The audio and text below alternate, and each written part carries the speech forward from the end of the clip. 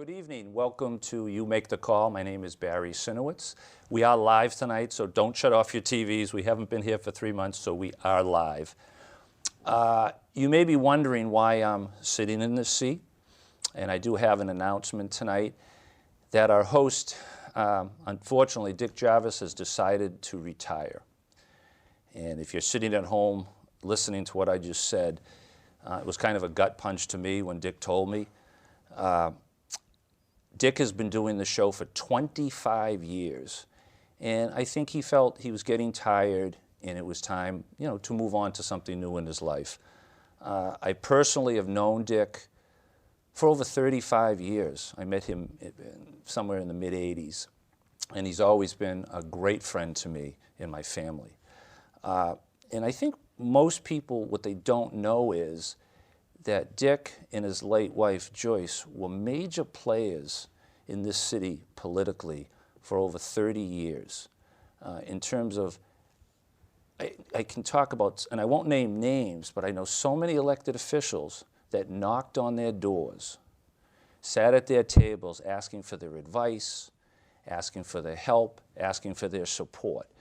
And he is going to be missed in this city. In terms of people that came to his door, mayors, state representatives, councils at large, school committee members, ward councils, library trustees, every level of political office came to seek Dick and Joyce's help. And he is going to be missed. Joyce passed about 7 years ago, and I really think that when she died, that part of Dick went with her. And I wish Dick nothing but the best in his retirement, even though he's already retirement from this show. Maybe we'll be able to get him back at a future date, but I'm sad. We had a great chemistry on the show. So, but I guess with everything, time marches on. As we continue on with the show, we're going to keep the same format. We've always talked about local politics. And as future shows go on, I'd like to open it up to some national issues. If people want to talk about the coronavirus, that's relevant. I'd love to have that conversation. If people want to talk about the state of national politics in this country, we can have that conversation. If you want to talk about what's going on at our state house, in terms of, I think the governor's promoting a gas tax. There's a bill up there trying to promote giving licenses to illegal immigrants. I mean, it's a huge impact on our lives. So I'm not opposed to having those discussions sometime in the future, so we'll save those for future shows. As we talk about a co-host, Dick asked me to continue on with the show, and I really haven't had time to search for a co-host. When you have a co-host, Dick and I had great chemistry. So it's really important that whoever I choose, if I'm successful at the show, people might think I bombed and just click and turn it off. But if it continues on, we're going to start off with just guests. And each time we have a show, we'll bring on a different guest. And I'm open to anybody coming on the show, as long as they want to have open, honest discussions about issues facing our city. I don't want people coming on here that I call blah, blah. And when you say, what is blah, blah? Blah, blah is, hey, we got to move Peabody forward. We got to have balance. You're not saying anything. So I welcome anybody to come on that wants to have great discussions about our city. And if you're not going to be truthful, don't come on. We don't need to do that. We don't need to have those type of discussions, because people are going to go click, and there goes our ratings. So that leads us to our first guest tonight. And I think I met this gentleman maybe about 8 years ago. And I was really impressed with him, so I said, I'm going to ask him if he'll come on and be our first guest. So tonight I'd like to introduce our first guest, Brian Odessa. Brian, welcome to You Make the Call. I'm glad you decided to come on. Thank you very much, Barry. It's really great to be here. I wanted to just also say a few words about Mr. Jarvis. I actually was one of those one of those candidates running for office here in Peabody back, 2014-15 for school committee. And I knocked on Dick's door and sat down at his table with him and asked his advice and asked for his help as somebody who was new to politics, so the political scene and campaigning. So I owe him a little bit too. So if he's watching out there, Dick, thank you very much, not just for that, but for being kind of a grounding and significant influence on Peabody politics. So thanks very much. For those of you out there who don't know me, I'm Brian Odessa. I've been living here in Peabody for 10, almost 11 years now. Married and have 3 children in the Higgins Middle School and 2 at the Carroll Elementary School. As I said, I did run for school committee back a little while ago because I do have kids in school.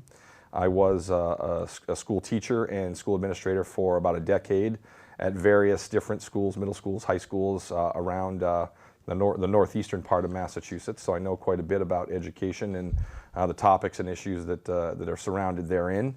Back when I was thinking about getting involved, I talked with Barry a little bit as one of the city councilors at the time and bounced some ideas off of him. So that's kind of my backstory, and I guess one of the reasons why I'm here sitting in the hot seat. So thanks for having me. I appreciate it. Welcome. And that's one of the reasons I did want you on. Is we're going to talk about the J.B. Thomas first. And if we get a chance, we're going to get into school issues, and I really value your opinion, and I wanted to get your take on a few different issues. Yeah. But I just want to say, Brian's a modest guy, and what he hasn't told you, he was a pretty high-level hockey player. And I believe he turned down a contract to play semi-pro hockey.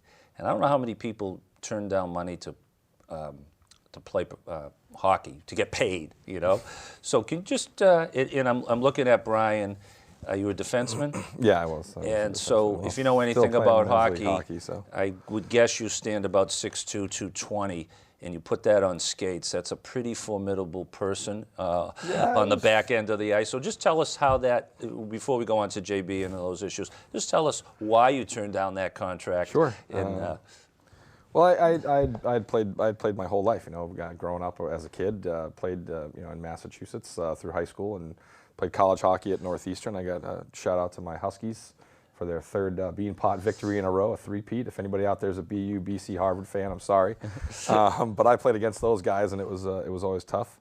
So it was good to see my Huskies win. But I had the opportunity, finishing up my college career, to play in the East Coast Hockey League, and had my kind of mini tryout, went down. I was at Johnstown, Pennsylvania, went down and had a skate with them, played a couple of games, and had a week or 2 of practice, and was offered a contract and decided that there were more important things to be doing than really trying to be at that level, and I decided I wanted to come back and kind of get on with the art of being an adult, I guess they say. So do you think that if you had stayed, could you have reached the professional level? Oh, I don't know. I mean, I think I would have been probably a minor leaguer. I would have, maybe made it from the East Coast League to the AHL, which is kind of just before, like our Providence Bruins, before the NHL. But I had a lot of friends that were NHL hockey players and guys that have retired really recently. But no, I think I would have been just kind of a minor league guy. But I know the game at a high level. I come from a family that's been involved in it our whole lives. You also coach. Yep, I coach now. It's what I do for work now. We own and operate a hockey company that runs a franchise of kids that are kind of 17 to 20 years old between high school and college, looking to be recruited to play college hockey. And I work not only as a coach there, but also the academic advisor and help with that kind of recruiting aspect. Oh, very good. Yeah. That's awesome. So let's get into Peabody issues. Okay. So the first issue. Peabody issues. Yes. So I think everybody knows who follows what's going on in the city that the developer has filed for a 40B at the J.B. Thomas property. And basically what a 40B means is that property currently is not zoned for multi-unit housing. It's only zoned for R1 and R2 type of housing. And when you file for a 40B to the state, if it's passed, it supersedes our zoning. So they're coming in with 140 units on 3.2 acres of land, which is pretty high density for that small neighborhood.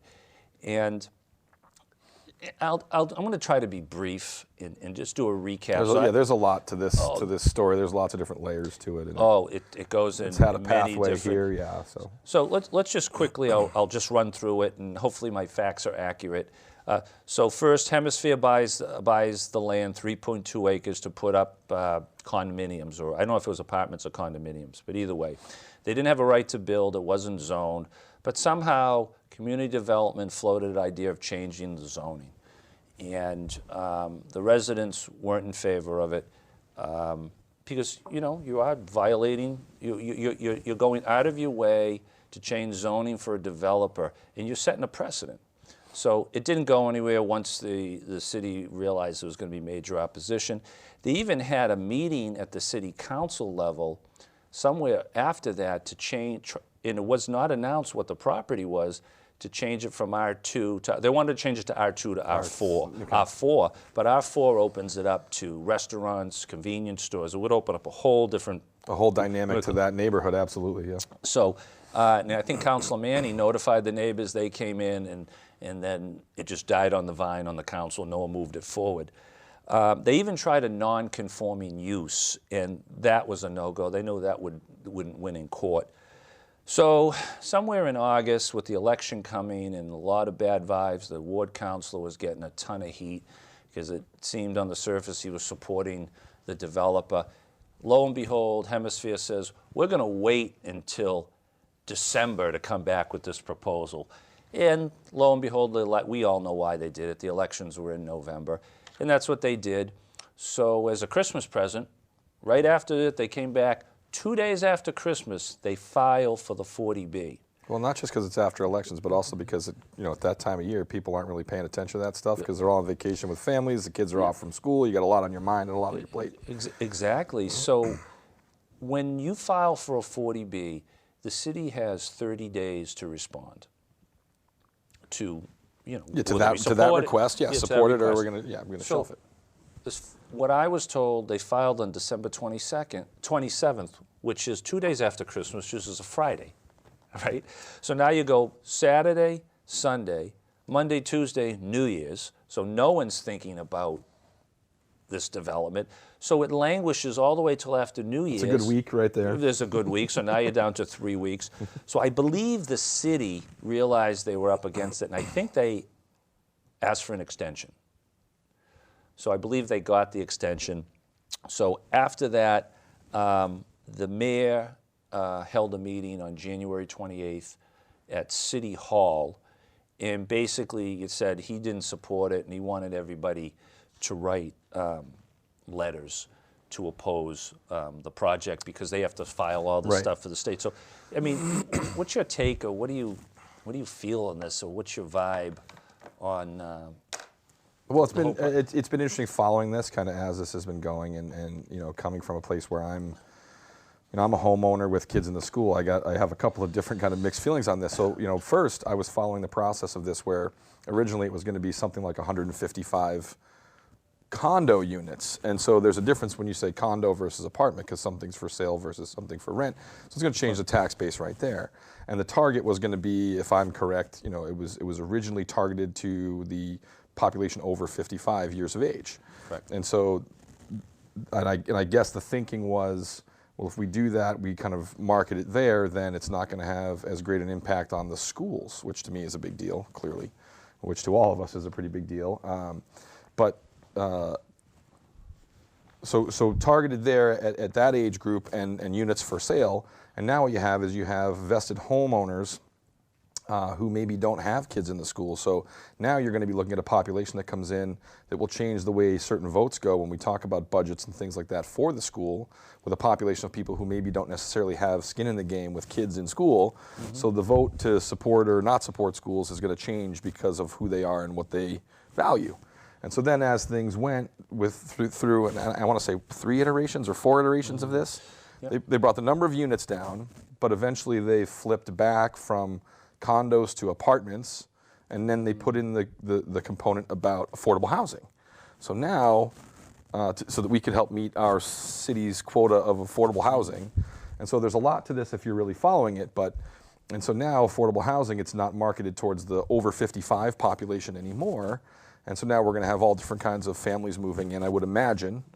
And you know, as that happens now, we're going to have kids in schools, which is going to affect the impact there. Not just the traffic of kind of what's in and around that neighborhood, which it already gets congested because people use that specific area as a cut through to get back and forth to the Higgins Middle School in the morning. And you get the center school right there that's already very small for what it is. It's very tight, it's crowded. It definitely could use some renovation, you know, it needs to be updated, and now you're going to bring more, and introduce more into that to strain the resources. Yes. Councilor Manning wrote a really powerful letter, and I was proud of the city council that they endorsed her letter and they all signed on to it. It just, like, we appreciate the school committee writing the letter saying we don't want this because it's going to impact our number of kids in the schools. The state doesn't care. That's not a reason they'll deny it, and I appreciate, you know, I appreciate any support, but that letter will have no weight at all in terms of that. But I think that what Ann talked about, the limited number of parking spaces, the people are going to be parking out in the streets. That's the worst intersection in the city for accidents. There was a whole plethora, and she did a great job, and I thank all the residents that wrote letters to fight that. But and I think, and I'll say this: you're in a fight here. This is a fight for the quality of life of your neighborhoods. So what does the developer do? He hires he's like, you want to go to a gunfight and carry a knife? Okay. Well, no, and I understand that. I mean, if you're anybody who's going to buy property, you're thinking for development, right? You're a bigger company. Exactly. The first thing you do is protect yourself legally, right? Yeah. So you hire an attorney. You know, you make sure you have a contingency plan. Right. You hire an attorney, yeah, right? And I don't even know if they had a contingency, but so they hire an attorney, and what do? We're writing letters. And you know, and as much as that can be meaningful, well, what weight is that going to carry? You know, against a lawyer, right? So my take is the city needs to step it up and hire a 40B lawyer to really protect and show that you care about protecting the quality of life of those neighborhoods.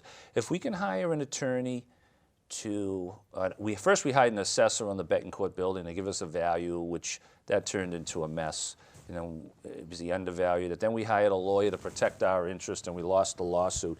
So I think the least we can do is put some money on the table and show these residents we care about their quality of life and we want to protect what they have. The other thing is, and it's bothersome, and I was a city councilor for 10 years.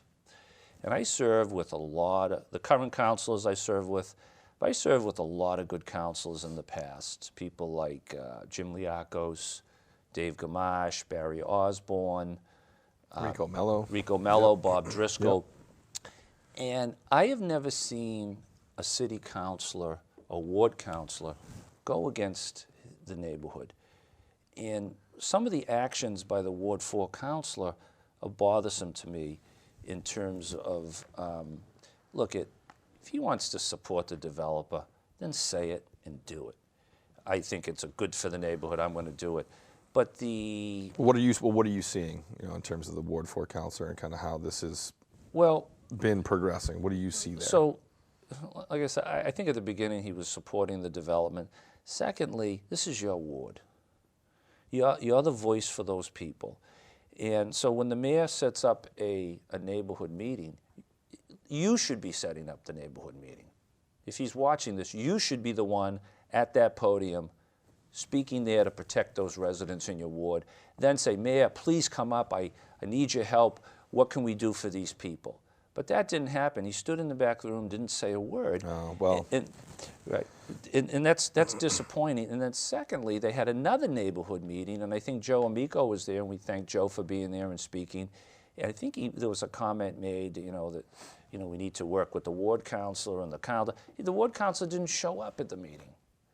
So I don't know if he's afraid or I don't know what's going on, but it's unbecoming behavior of a ward councilor. Your job is to protect those residents. Whether you know, and there's different ways. Well, unless the residents are banging down your door to build there. Say, hey, we want this to be here. Which right. You know, from what I'm seeing, I mean, I've driven through the neighborhood a couple of times really recently, and I see the sign campaign that started there Yes. now against overdevelopment. Yes. So, you know, if that's the case, then yeah, it's your job to represent the residents in your ward and speak on their behalf and make sure that their opinion is known to our entire city, to the developer who's trying to come in, so that, you know, you're working very hard to get out whatever we can in terms of resistance to, like you said, like we need to, this JB Thomas, they know they're in a fight, you know, to put your best foot forward here and really defend. But I think the comment that struck me, and it was in the paper, after it was announced, the ward council made a comment, "I told you, I warned you." And I was like, oh, I hadn't seen that. I was just like, I was flabbergasted, because the comment should have been, look, we're up against it. I'm going to do whatever I can to protect your rights and protect the quality of life of our neighborhood. A change in tone, yeah, just a change in tone. Not, I warned you and I told you. So, you know, that's where that's going, and I really have, you know, mixed thoughts about that. And we'll see where this is going. I know the neighbors have talked about creating an LLC and trying to fight this and maybe drag it out in court. But at the end of the day, right, I think people, in the comments I see on social media, people want to go back and revisit, well, let's go back and get the 110. 110 condo units for 50,000. But the 110 is not allowed in our zoning. So now, if that's what you want, maybe they'll, you know, what's the lowest you can go to satisfy, you know, can it be 60 units? Well, and the thing, if you're talking about the affordable housing issue, I mean, let's look all across PBD, because this isn't the only development proposal that's on the table, right? I mean, we were talking about this a little bit earlier. Like, aren't there, I would say several, right? Several proposals for development across PBD. Well, what oh, so that's a good segue into the next, and we're talking about overdevelopment and those signs that you see popping up, overdevelopment all over hurts Ward everybody. 4, I see, yeah. So let's talk about overdevelopment and what it means. And we're certainly not against affordable housing. Come on, can we just throw that out the window? No one's against, it's like being against motherhood. No. You know, so, but when we talk about what's happening to the quality of life of our city, and quality of life isn't a punchline you use at election time, hey, it's quality of life, you know, just pablum. It's serious stuff, and it's our conditions of our roads and our streets from overuse.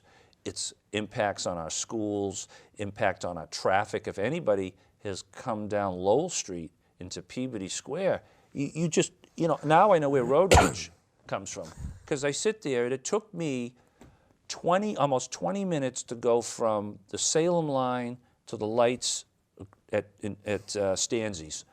And I'm sitting there, why did I come down here? Well, let's be honest. I mean, Lowell Street is almost impassable from October 25th until December 25th. I mean, you know, and to add to that, all of these detours and mini road construction projects. I mean, I'm guilty. I've posted on social media my frustrations about just little tiny side street road closings because of all the things that are going on in and around the area anyway.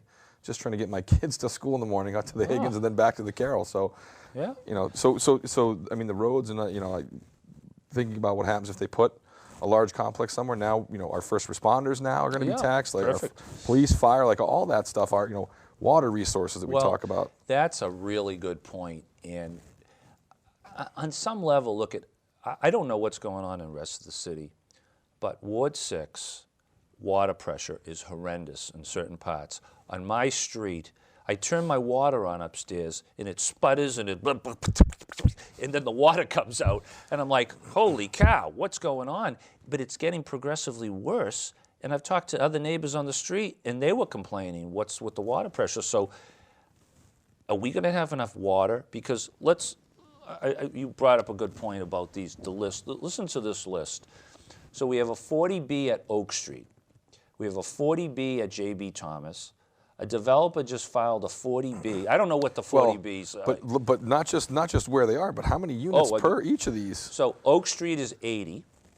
JB Thomas is, if all these pass, is 140. Farm Avenue is another 40B that just reared its head, 116. Behind Latitudes, I think there's 50. Tedisco, the developer of choice now, he's trying to put a project on Endicott Street that's 40 or 50. I don't know the exact number. That's a special permit, I believe. Dearborn Road, the apartments, Dearborn Apartments. Yep. I believe that one's about 150. Stonegate, I don't know the number, but I would think that's a big piece of property. I think you're looking at 30 plus. You've got Birch Hill is 23 units. Across from McDonald's is 10. Community development has proposed Howley Street, Pulaski Street. I'm doing the math in my head here. And then the L. Fine property. If I was a developer, if these precedents go by, I would file immediately for a 40B on L. Fine, and I bet you could get 800 to 1,000 apartments there. So, well, and you said that earlier. I mean, yeah. Precedent. I mean, this is big because whatever happens here is going to set a precedent for what happens with all these other ones. And if this one goes and the precedent is set, these dominoes fall, it's going to be a big pill to swallow for our city. It's going to be a really big pill to swallow. And we already have issues here with resources, like you said, the water's one of them, but the financial resources, things like that. People are worried about taxes now. Yikes. Yeah, I just want, if they're listening in the control room, if there's any calls, you can open them up. All right, thanks, guys. So my question is, what's the plan? I'm counting over 800 units in this jumbled list of all these different developments. Is that going to get us to our 10% limit? So we're not under the gun of a threat of 40B. Is it? What's the plan? Where's community development's plan to get us by this? The other thing is the census is coming. And we may get over the threshold. The census could throw us back underneath it. Yeah, right, so right. That's something that we need to consider. But what is the plan to reach our 10%? And I think we talked about where should this housing go? And on some level. Well, and I mean, I talked about this with you before. I think there's a big difference in putting, large numbers of units in our residential neighborhoods and really trying to override this with a 40B, to pass that versus, setting it out further to, closer to Route 1. You put it out on Route 1 where, there's not as much kind of use and impact on resources kind of coming in and coming out because it's right there in a major commutable way. So, I don't know what land is for sale out there. I think that's probably the issue, but I would prefer it to be, closer to Route 1 than, all of the impact it's going to have on an already stressed infrastructure that we have here in our city. Yeah, there's no doubt. If there's anybody out there, viewers that want to call in and give us more facts about J.B. Thomas or the issues on, just please call in. We'd welcome those phone calls. In terms of, we just want to go back to so Mr. Tedisco is coming for a special permit. And if he's learned anything, if he's denied, 40B. 40B. I apply for a 40B. 40B right there. And there's a little different accounting practices. You have to open up your books. That's why I really think that the Hemisphere Group is not a 40B company. Right. That's not how they do business. They're overseas investors. They don't want to open up their books and show where this, where it's all coming from. So I'm guessing that there could be a thread in there that they could sell to another company, just like they did on the Audi property. That's right. There, when they threatened a 40B. DeCoulis wasn't a developer of 40B apartment buildings. They were going to sell that to somebody and then move forward. So it's going to be interesting to see how this plays out. But if the city doesn't take control of this and at least try, hire a lawyer, hire a professional to fight it, and not we all know the people went out of their way and they wrote great letters, but I just don't see how that's going to influence anybody at the state level. You need fight fire with fire. So our city has hired attorneys before for other things. I think this is necessary. There's no doubt. So this is necessary. I want to move on, since you've got some expertise in schools, and this city took quite a blow when Kara Murtagh suddenly passed We away. had a very tough week. We had Oh, Kara Murtag, followed by our high school assistant principal. I mean, that Mrs. Maniatis. Yeah, Mrs. Maniatis. I mean, that was a very tough week for us here, and the impact was felt throughout our city, I think. And Kara came up through the ranks. She was, teacher or principal, so she really was. She was well respected. She was a part of the fabric of who we are, I think. Yeah, and she really cared about our school system, and that is such a tragedy. So now we have to deal the here and the now, and we've brought in a interim. And quite frankly, I'm glad it wasn't the old interim. I think that had run its course. Enough of that. And so the search will be on for a new. And what's your take on how? Well, first of all, it's a hard issue because it was a very deep loss. I mean, I think like I said, our whole district really feels this. I think our city feels this. And here we are so soon after her kind of being, being selected in the search to be our superintendent. Now here we are again. This is search number 3, 4, 3. Oh God. 3 in less than 2 years. 2.5 years, something like that. So, we're back at this again, and we have an interim in here now. I've come from school administration where I've worked very closely with principals, assistant principals, curriculum coordinators, superintendents, assistant superintendents. I want to see what the plan is with our school committee to have a search that will be distinctive, maybe than from what we have had in the past. I want to know what the plan is going to be. I want to know how we're going to proceed.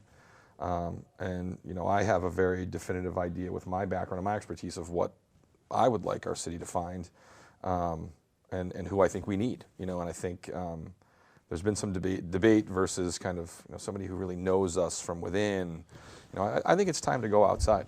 I think it's time to go outside of our district, outside of our city here, and we need to find someone who can come in. And somebody who has experience with school districts like ours that have lots of distinct challenges. Yes. And have had some success of, I won't say a turnaround school, but almost that same formula where we've seen someone with success at really kind of improving an entire district, starting with specifically our high school. And so that's where I'd like to start. And I would like to see, I'd like to hear, I'd like to kind of get into the conversation about what should be the plan for our school committee to be very proactive in getting out there and getting this set, so that we've got candidates that are interested in being a part of the search. Because I feel like we've had some people who are now a little bit gun shy to apply to Peabody because we've gone through a search. Well, we've had this discussion, me and Dick, and what happened was you put your name out there. You put your name out there that you're going to leave your district. Like the last was a disaster. They brought in 3 candidates. I remember one said one was a diamond in the rough. And so the first 2 candidates took other jobs for whatever reason, whether we dilly-dallied or they just got other jobs. Then it's down to the last person who's the diamond in the rough, and somebody says, you're not qualified. So we just wasted. And I think you're spot on about the point. We're a city. We have diversity issues. We have foreign language. We have different issues within, and we can't take somebody from, a little bedroom community like we did before, and bring her into this and get faced with issues. And I just remember that thing too, is they started replacing long-term administrators of the high schools, and it was a big change, a big turnover, and it was almost too much, and it was turmoil. So they have. I think I agree with you that it's time to go outside, bring in totally somebody who has nothing to do with this district, that has a lot of experience, that's not afraid to make personnel decisions because they're a buddy of a friend of this one and that one. No, I mean, I think what I would like to see is somebody who comes in and has the mentality, like in the private sector, where if you're on the job, you get called in your boss's office every year and you have a 360 evaluation, right? Like, I want somebody who would come in here and give our entire district a 360 evaluation and make the changes that are necessary so that we are not a district kind of on the brink of being at the lower end of that kind of 1 through 4 scale and really moving forward. I mean, we've got Oh, we have a phone call? cities and towns that are Send it on through, the rise. guys. You're on the air. Caller? Hello? Hello, caller, you're on the air. Oh, hi. Hi, welcome. Hi. Go ahead. Barry? Speaking. Oh, hi. You sound very different. I was just calling about the J.B. Thomas. You know, one of the problems, of course, is that, you know, we're essentially being told the second anyone applies that it's game over. It's like you wave the 40B wand over the whole process and zoning goes away. And that's not really how it works. I mean, I think the idea is that the city and their efforts don't count for anything, or the fact that we're really close to 10% doesn't count, is not actually true. And the character of the neighborhood is supposed to, at least according to mass housing, to be taken into account. Hemisphere hasn't taken it into account. That's the big issue. I mean, if mass housing were, for instance, to say, well, we'll allow 40B, but it has to be of a certain size that fits the neighborhood, then the developer would have a whole different set of realities to deal with. Well, and again, but the thing, caller, is in my time on the council in dealing with this stuff, I don't remember a 40B being brought forward in this city. There's always been a threat, but it kind of never went that way. So my question is, if the state was to approve this, it goes to the Board of Appeals. And I don't know what power the Board of Appeals has. I don't know if it's challengeable in court, because they certainly don't have enough parking, number one.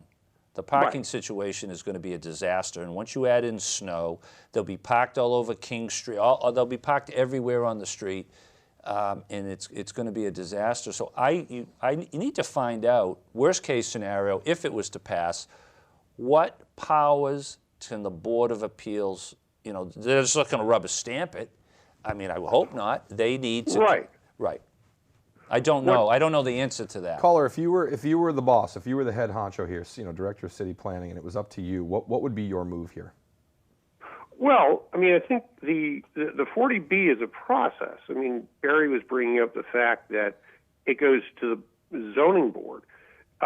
What 40B allows the developer to do is appeal the zoning board's decision. So the zoning board is going to say, hey, your building is too tall. Hey, you don't have enough parking. Sure. Hey, you don't, you know, they're going to go through all this. It violates the zoning in any number of ways. And then the developer has to demonstrate that they need this variance to make the project economical.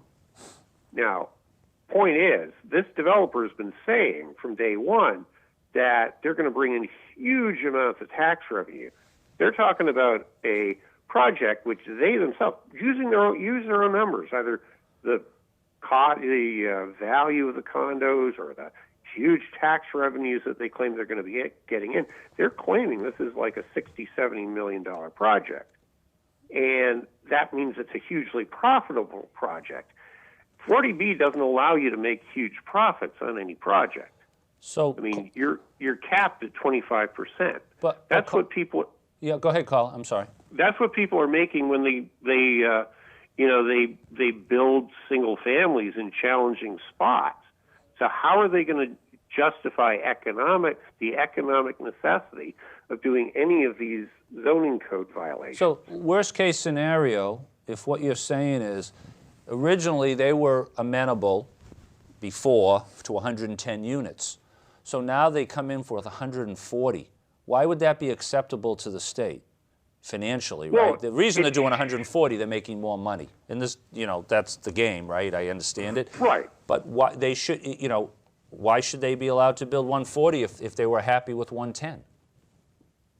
Well, exactly. And I mean, well, the question that is going to be brought before the state is, if you were going to make huge profits on a 110 unit complex, and you're increasing the size by 25%, you're saying that suddenly you're not going to make any money on the bigger project and that you need relief from the state to make it economical. That just doesn't make any sense. You know what? Yeah, look, I just get the feeling that this company does not want to build a 40B. There are foreign investors. They have to open up their books. You don't know what they're going to show. And I just have a feeling that, they could sell it. They could get approval and sell it, sell the property, and if there was $70 million on the table, so. Well, I mean, as I see it, I just want to make sure that our city is equal to task, so that regardless of which way they decide to go with this, and if they do file 40B, that we're ready to kind of meet that, and so. Right. I mean, that was kind of my question to you in terms of what do you do? I want to make sure that our city has somebody who specializes in this type of law, so that they can be there to go, okay, well. Would that make the neighborhood happy? This is what we're going to do, in response, and I want to make sure that we can be prepared. Yeah. No, I mean, I think if the city folds in the face of the threat of 40B here, they're going to be labeled as being willing to fold everywhere. Oh. So, well, and that's what we were saying about the precedent earlier. I mean, it makes it easier for this, but now other issues as well, not just in this development issue, but other issues. Well, look, keep up the fight, caller, and there's more people with you than I think you know. Oh, yeah. No, I know. And I would imagine, this is going to be an issue that's going to be talked about around here, probably at least on this show for the next couple of sessions, but definitely in the near future. So, stay tuned and make sure you're kind of keeping your ear on this. Right. Thanks for your call. Thanks. Okay, thank you. Well, so it was nice to hear from somebody who's directly involved with this. And I wanted to ask if he was actually a resident of Ward 4, when I didn't. I believe he is. So, but all right, so we were talking about superintendent. Let's finish up on the superintendent search. Sure. Yeah. So, and I think we're on the same page about let's just bring in an outsider, new, fresh views, figure out where we're going, and make sure we don't fall below level 3 in our high school. I believe our elementary schools are doing pretty well in terms of testing. I think it's a mixed bag. Some do better than others, but all in all, I think we do fairly well. So I think that the high school is an area of concern and would be a really high priority. And I think right behind that are some of the issues that we are faced with.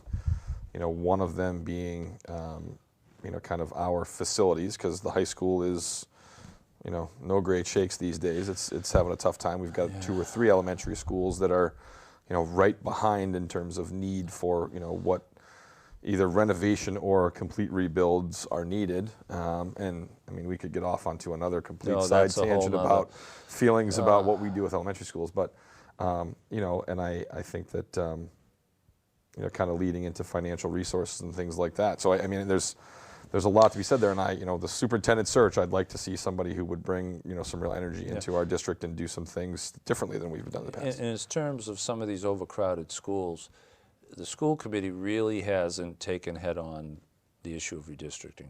It's a very polarizing issue. People don't want to lose their neighborhood schools, but some of the redistricting, if they have to, would solve a lot of some of the overcrowding, because the West Peabody schools don't have the populations. But that's a discussion for another night. But I want to touch on an issue I read on Facebook.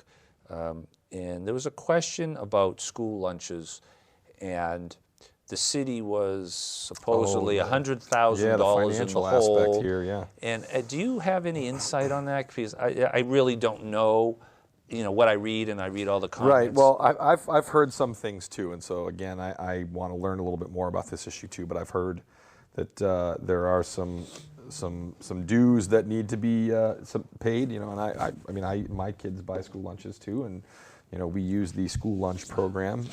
My School Bucks, I think, is the kind of app on your phone that you can get, or the website that you go to, and you make your kind of payment ahead of time, so you're like almost like a prepaid phone, a prepaid lunch account. Have you had any issues in terms of overcharged, undercharged with your children? Personally, I haven't. And we've gotten to a point where kind of the account gets to zero, and then you kind of have to put more money in. And I mean, we've been late, so my son has had lunch once or twice, and then we put the money back in plus whatever he gets charged beyond that. But I have heard, I've seen some comments from people that I know in the city that have said that they've been charged for lunches on days when they know that their child was not there in school that day. They were home sick or they were away. They had a doctor's appointment or a dentist appointment or something. And so so there was a little bit going on there. And, you know, I don't know what the oversight is. I don't know, how software is tightly and how it's scrutinized managed. that is. I mean, it could be a typo because they enter in the kids' student IDs. I know that some of them, they have the school ID cards, but you know, I'm not sure. I'm sure there are ways to, you know, kind of do things around that. But I'd want to learn more about exactly how that works to really dig into it. But it's become an issue. I mean, it's a big chunk. And other school districts, it's a lot of money. Well, other school districts have actually, I guess I've heard 1 or 2 districts have sent significant amounts to collections. So they've sent them to an outside company, a third-party vendor for collections to contact families that owe on school lunches, and so. So if you ran out on, let's say for some reason you weren't paying attention, your account went to zero, your son would go to school, would they still hit the account? You'd be in a negative arrears, and when they'd serve him lunch, they're not going to deny. Yeah, they don't child. deny lunch, and so we've been in a place where, you know, I haven't gone grocery shopping, payday's coming, whatever. So my son will go a day or two and he'll buy lunch, and like his account's at zero. So now we're negative, whatever those 2 lunches are, a couple, you know, $3, $3, $6, whatever it is. So now, you know, I have to replenish that plus the money that I'm in arrears. And, Right. you know, eventually it kind of, I would imagine for some people it grows a little bit further and they, you know, become. No, you're talking every single school in this system. Yeah, so we now have all of the elementary schools, middle school, high on school, I this believe, that are on system. the My School Bucks program. Yeah. So how do you expect the people who run this to maintain chasing people for money? Sending letters, Well, they did. sending They've emails. they've sent letters home to parents. So what, like, is it just, you know, there's a certain segment of the population that is low income that needs subsidized food. We understand that. But are people just not paying, or they're lazy? I'll get it to when it's ready. What are they you know, they got a lot of money. They don't, you know, like, I'm just trying to, but how do you chase down, you know, I don't, there's what, how many kids in the system? 6,000? Something like that? Well, you know, so, I think it would be, you know, there's, I mean, what is your recourse, right? Because you have, I mean, at the high school, you could say, well, you're not going to get your diploma if you don't, you know, pay the bills in arrears. But, you know, there's not really a public relations nightmare. There's not really you know, but there needs to be a policy change. I mean, what happens if you don't pay a bus fee? And my kid's standing at the bus stop. Wave at them and you drive by. I don't know how that works. You know, but in these instances, I mean, you can't really deny a kid. We're talking about, lunch, there's 2 issues here. People can't afford. People who can't afford are just lazy and don't want to pay. People who abuse. Yeah, and so let's see how it plays out. I'm sure there'll be more. Yeah, and I mean, this is one of the ishes that I really want to kind of continue to follow on the social media kind of networks. Sounds like a policy change change is, and it has to be kind in a way, so we're not looking like this. Well, and I think that, you know, this is, and somebody can feel free to call in and correct me if I'm wrong, but 2 or 3 years, I think now, that the My School Bucks has kind of been what we've been using for, you know, the prepaid account, you know, for buying lunches. And so, you know, I think it's relatively new. And anytime you put a new process in place, a new procedure in place, you got to kind of work out the kinks, you know, hopefully not to the detriment of tens of thousands of dollars, $100,000, whatever it may be, to, you know, have it be a detriment to other school resources, because eventually you got to figure out your budget for next year, and this can't be something that I mean, we're there carrying. must be a factor in there for you know, low-income families that. No, our school gets money from the state, subsidies for you know, students and families that qualify for free and reduced lunches. So it's a different issue, I think, from, you know, from people who. If anybody out there knows any behind, more information on this, please call in.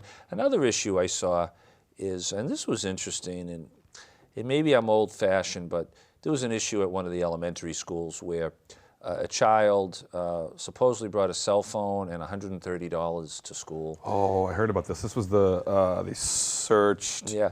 So searched somehow bags or backpacks or something to that effect, right? The money and the cell phone disappeared. This is what I got out of the story. And they brought the school resource officer in, and they searched all the kids' backpacks. And think the phone was found in another room, and I don't know about the cash. But it brought up a whole nother level of you can't, one woman got very upset, and she came down to the school, you're not searching my child without me there.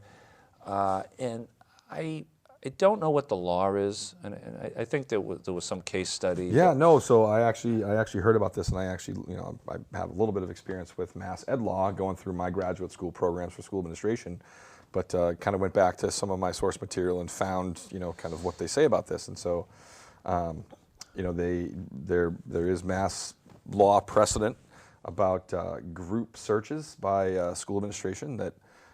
Unless there is a search for, with probable cause for harm or danger with regard to some kind of a weapon or some kind of illegal substance like drugs, illicit drugs, that there is no protection to search a group of students within the school system. And so, this was interesting to me that this thing happened, and it actually mentions in ed law that it's not supported for.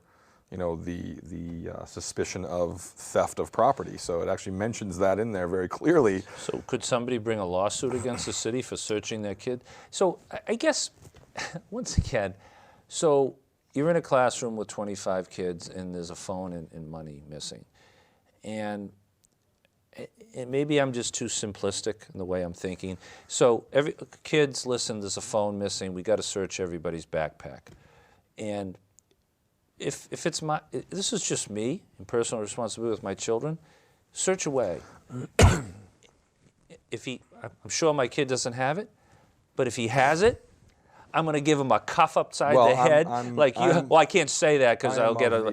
I'm of the same ilk where I would want my son to be disciplined, and I wouldn't have a problem with it because I would hope that I had taught my son that that's not the right thing to do. So,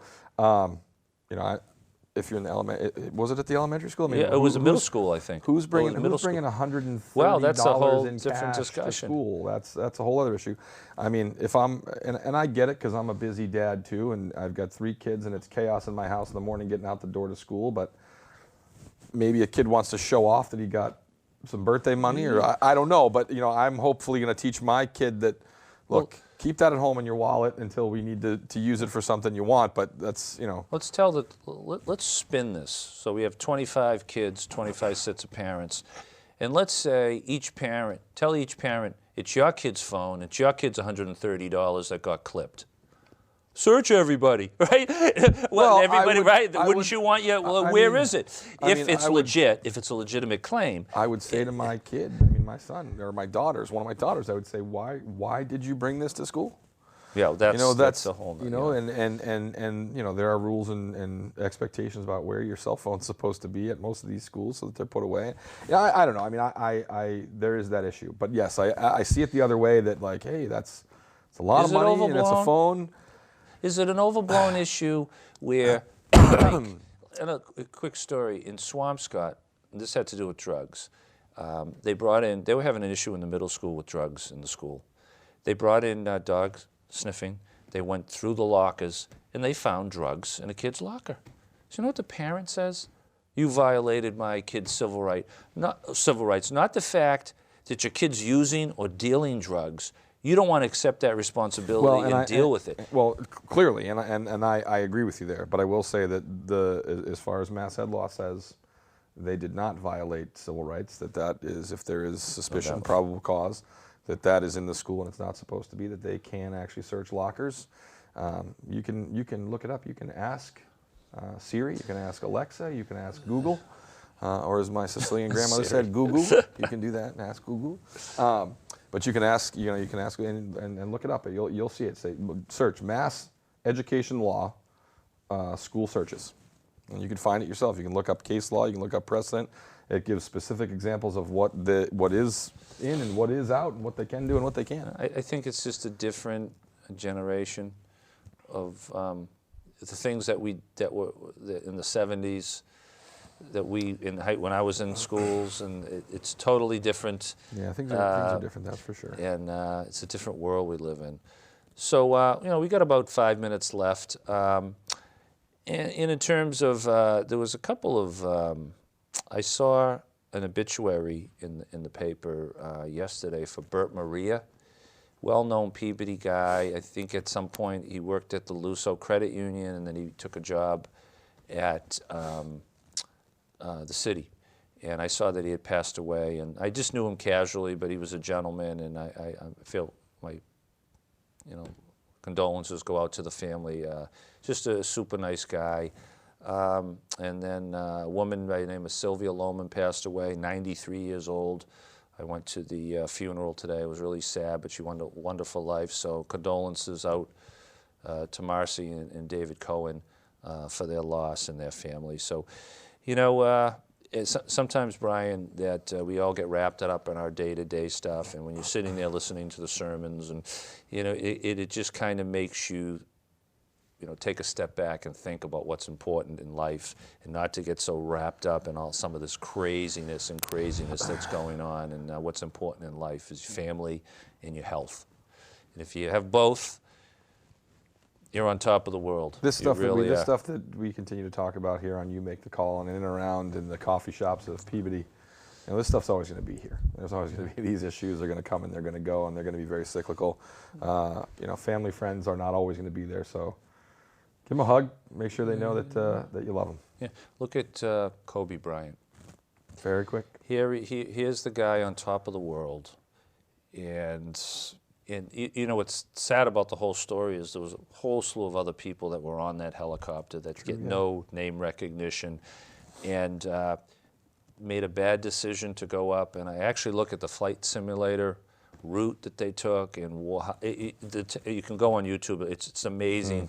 And I think that the pilot got disoriented because you could see. I've been up on the plane with my son who flies planes, and you can fly by sight or by instrument rating, and he just lost control of that helicopter, and you could see him banking right, thinking he's going up or down, and he just slams into the side of a mountain going 185 miles an hour.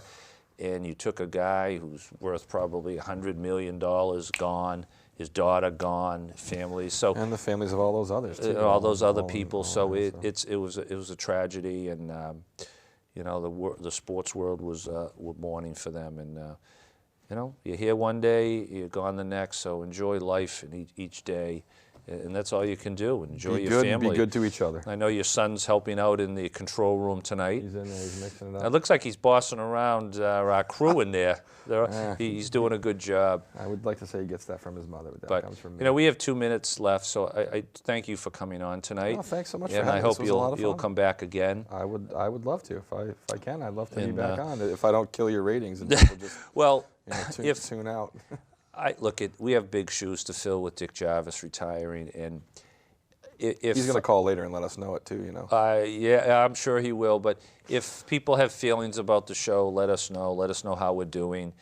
We have a Facebook site, You Make the Call, or Moving Peabody Forward. You can comment and let us know, if you like the show, and after a few months, if the show isn't, if we're not getting ratings and not getting phone calls, then I'm going to go into retirement too. But we'll see how it goes, and I'm sure there'll be more interesting topics rearing its head. It always does. And what's funny is the schedule of the show is always before the city council meeting. So something always, flares up right before. So and then that's what's good about the schedule, that we can kind of go with one. So we got 30 seconds left. So, but any hockey stories? I got loads of hockey stories. I'm waiting to see how things line up for the playoffs here. Oh, for the Bruins. Pasternak's on a record-breaking season here. I'm loving it. Loving watching what that guy can do when he's out there. So I will say this: I went to a game. Oh, looks like we're about out of time tonight. So listen, thanks everybody for tuning in, and I hope you enjoyed the show without Dick. Have a great night. Thank you.